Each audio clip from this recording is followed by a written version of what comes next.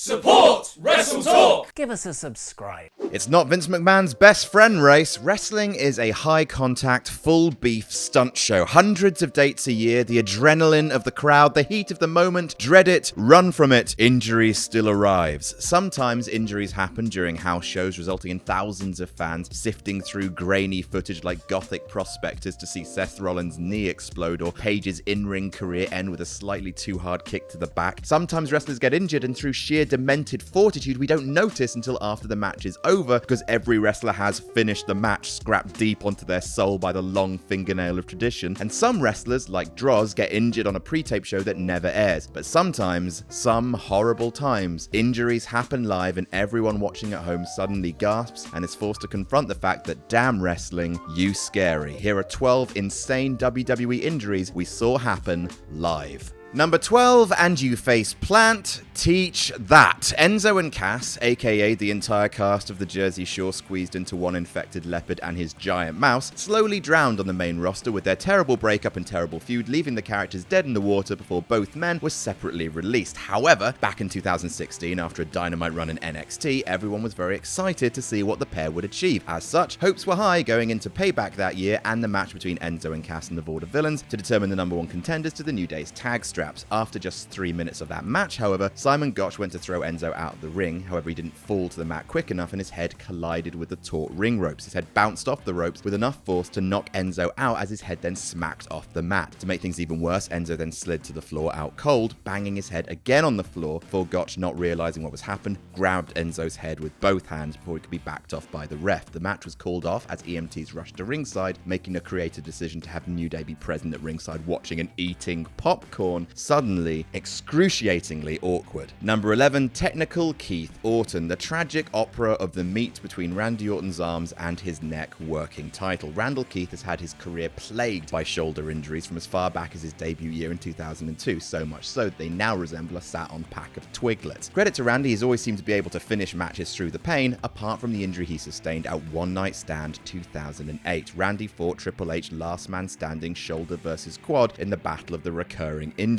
After a match involving choking with wires, steel steps, and other hardcore palaver, the match ended with Randy being chucked over the top rope. The game reversed an RKO, plonked Orton on the outside, who landed hard on his shoulder and shattered his collarbone. Halfway through the ref counting Randy down, we get a rare on-camera shot of the ref throwing up the X, the secret code for shit has gotten real, and it looks like that's going to be the end of the match, as you know, Randy literally can't stand up unassisted. Triple H thinks, not like this, not on pay-per-view, picks Randy up at 9, throws him shoulder first into the barricade because bastard, then nails him with a sledgehammer shot, finally letting the ref count the 10 and get Orton some goddamn medical help. Number 10, Cesaro eats his own teeth. In Switzerland, teeth eat you. Of all the injuries on the list, this one gives me the heebiest of GBs. No Mercy 2017 saw the abusive relationship of Dean Ambrose and Seth Rollins go up against the Dream Daddies, Sheamus and Cesaro for the Raw Tag Team Championships. Cesaro attempts a neutralizer, which is countered into a slingshot into the corner. Cesaro then collides with the ring post with such force that, oh god, I hate it, his two front teeth weren't knocked out, they went up into his gums. No! The match continues and we're not actually sure anything's wrong until Rollins kicks Cesaro in the face and red stuff goes everywhere. Thankfully, WWE were on hand to show Cesaro's hibernating chompers in a slow motion close-up, just in case anyone was watching the pay-per-view over fucking dinner. Thanks everyone. Cesaro finished the match, because of course he did, and held his own teeth, makes sense, and then had to have his teeth surgically removed from the inside of his goddamn head. Stop wrestling. Stop all of the wrestling. Number 9, redesign, rebuild, relocate John Cena's nose. Normally, when we say nasal in relation to Seth Rollins, it's for a different reason. So you know how in WWE video games you can create a wrestler, if you're not happy where their nose is, you can move it using a slider. Well, Seth Rollins wasn't happy with where John Cena's nose was and moved it with his fucking kneecap. Seth taking his architect role a little too literally there. Cena and Rollins were wrestling on the July 27th episode of Raw in 2015 when an errant tiger knee sends Cena's schnoz into parts unknown, aka in the region of his fucking ear. There's something morbidly thrilling about watching God bleed, and the most invulnerable human specimen in wrestling to be literally bent out of shape. Cena finished the match in an effort that transcends heroic and moves into cosmic, and was back in time to wrestle at SummerSlam a month later, because if you tell an injured wrestler to stop wrestling, they will break your leg, then demand you finish your match. What match, you say through streams of tears?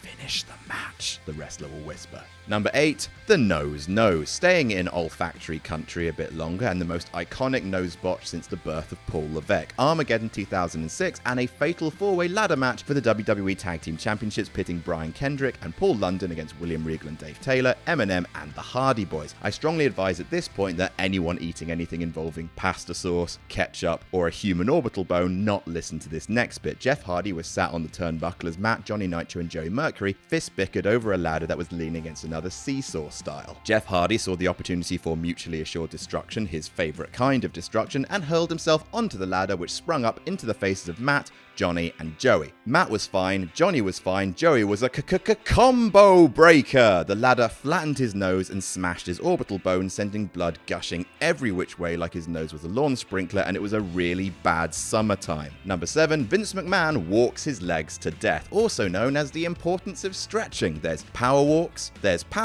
and then there's power walks that end with you rupturing both quads like a total Doyle. Cut back to the Royal Rumble 2005 and the chairman completing the latest chapter of My Ludicrous Fucking Existence, the Vince McMahon memoirs. The Rumble was supposed to end with Batista winning without complication, but life proceeded to complicate things by way of an almost too good to be true bot, which saw both Batista and John Cena tumble out of the ring and hit the ground at exactly the same time. Literally exactly the same. It's insane. Despite there being precedents for this at the 1994 Royal Rumble with a double elimination of Bret Hart and Lex Luger leading to a draw, because this time that wasn't the plan, everyone had to improvise. Vince said, we need a distraction where we come up with something. I know, I'll walk out there without limbering up, try and slide into the ring, crack my legs on the ring apron, then sit in the ring like a grumpy child at his birthday puppet show and hope no one notices I'm in colossal pain. Sheer beautiful madness. Vince barked orders from the ground, the match was restarted, and the right man won, but not before the cosmic gift of Vince's bad legs. Number 6, Daniel Bryan touches a nerve. Well, I'm awfully glad that Daniel Bryan isn't retired anymore, because gosh, it makes it easier to write jokes for this bit. D. Bryan may be the most affable man to kick you in the chest until your doctor bursts into tears, but he's as strong a proponent as anyone of the go hard, don't rest, finish the match mentality. Scariest of all was the revelation that he once hid the fact he was having seizures from the WWE medical staff. Daniel, we love you, never do that again. Those seizures began as a result of the June 17th, 2013 episode of Raw where Daniel Bryan wrestled Randy Orton in a no DQ match. During a botched suicide dive, Bryan flies a little too far and crashes his head into the barricade, giving him a legitimate nerve injury. The doctor comes over and tries to get Bryan to stop because he was losing feeling in his arms, and if you watch the match back, you can notice slowness in those limbs and a lack of coordination. Protecting Bryan from further injury, the match was ordered to be called off from the gorilla position. Furious, Bryan stormed backstage and got into a screaming match with Triple H, which went something along the lines of, "Don't try to take care of me ever again, you're not my real dad," which is the exact point where professional crosses the line into Carney. Now look, this was around the time that the GOAT was becoming the hottest wrestler on the planet and beginning a proper main event push, so you can understand Daniel Bryan trying to be reliable, but yeah, the accumulation of damage from this injury led to Bryan vacating the WWE World Heavyweight Championship after only 64 days, which is heartbreaking. Number 5, I'm still in the dream, Snake Beater. Hey, this entry's about an injury being done on purpose. Fun! Brock Lesnar once intentionally broke a man's head open is one of those sentences that feels like it's always existed. Like once concepts and rational consequence emerged from the primordial ether, it went meat good, fire hot, and yeah, Brock Lesnar's definitely broken a guy's head open because he's a Pacific Rim machine powered by twin brothers' rage and survivalist aggression. He's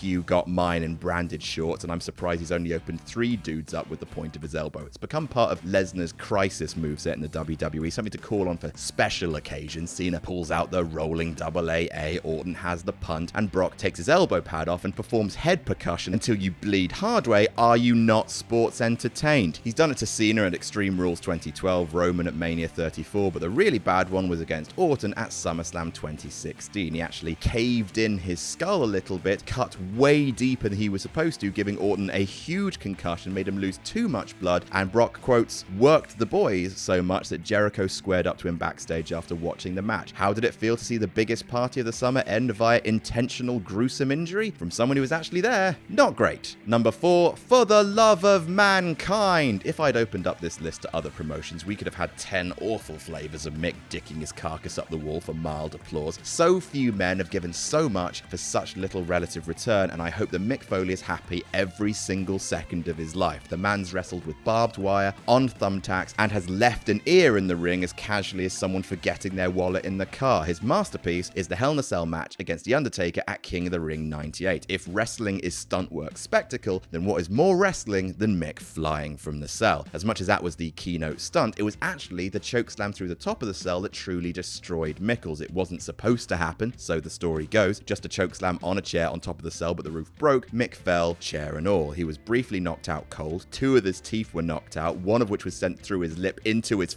nose for all to see, I'll point out. He suffered a dislocated jaw, a dislocated shoulder, and a bruised kidney. All as Jerry Lawler said, matter-of-factly, that's it.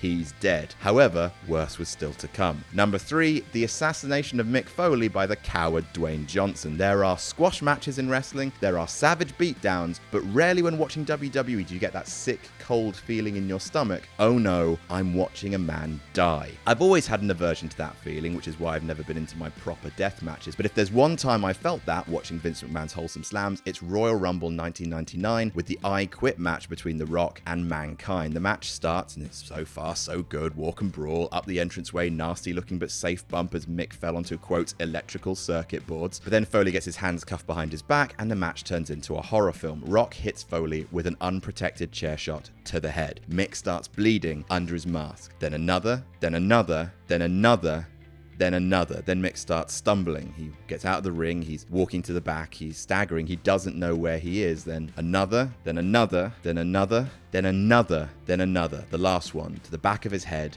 10 unprotected full force chair shots in front of Mick Foley's family. Rock went off script, got carried away. There were more headshots than there should have been, whatever the story. We are so lucky that Mick Foley is alive and in the relative health that he's in today. It's unbelievable drama, sure, but knowing what we know now, that match is genuinely disgusting to watch. Number 2, redesign, rebuild, retire Sting. And speaking of that dull knot of dread, Night of Champions 2015, and that moment a fan never wants to experience. Oh, I'm watching a man's career end right in front of me. Popcorn. Seth Rollins features a few times on this list, and he's caught flack for having a fair share of injuries under his watch, but this wasn't on him. Wrong move, wrong age, wrong landing, a bunch of factors that seem obvious in hindsight, but if anyone says they thought Sting was in danger going into this match, they're damn liars. Rollins goes for a buckle bomb, actually the second of the match. The first went fine. Sting lands in the corner, falls, tries to get up, can't. Rollins then vamps to the crowd. As you see, he's fucking petrified inside. Sting tries to run the ropes, but stops and slumps to the mat. Through a sheer miracle and also the weight of expectations, I guess, Sting finishes the match, but suffered a neck injury, nerve damage, numbness in his limbs, and he hasn't stepped back in the ring since. Wrestling is real.